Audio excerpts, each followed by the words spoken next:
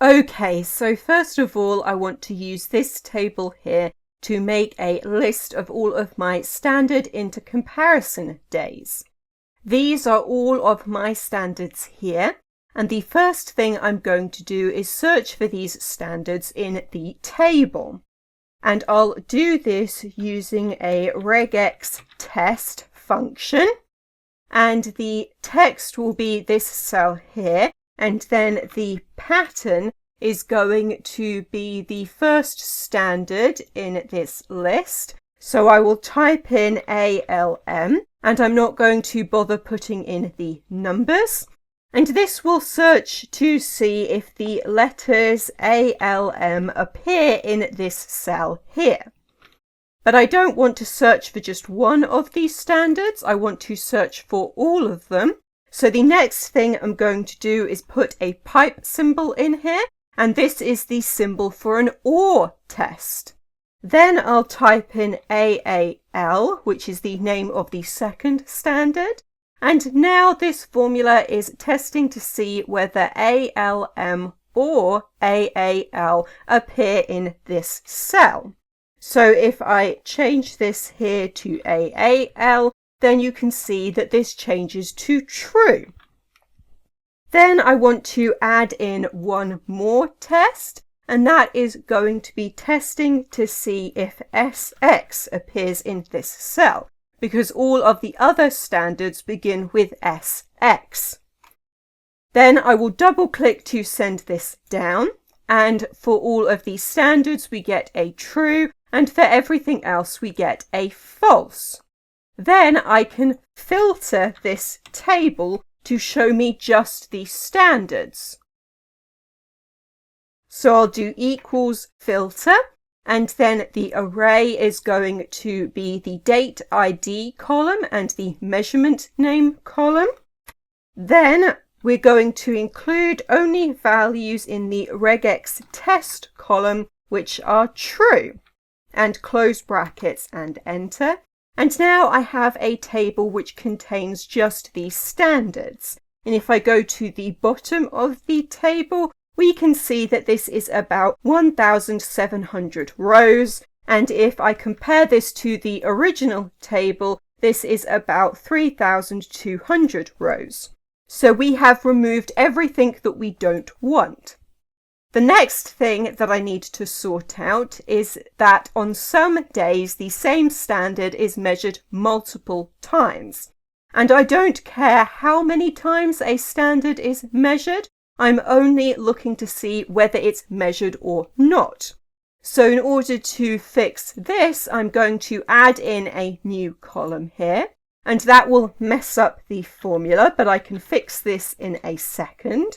Then I will use the TEXTBEFORE function, and I'll look at this text here, and then the delimiter will be an underscore, and close brackets and enter. And this will get me all of the text before the underscore, which in my case is the date.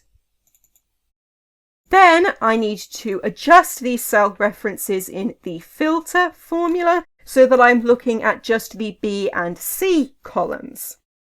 And now, anytime a standard is measured more than once on the same day, we get the row being repeated. So that means I can put all of this inside of a unique formula, and this will remove all of the repeats. So if I go down to the bottom of the table again, you can see it's now been reduced to 390 rows, because all of these rows are now unique.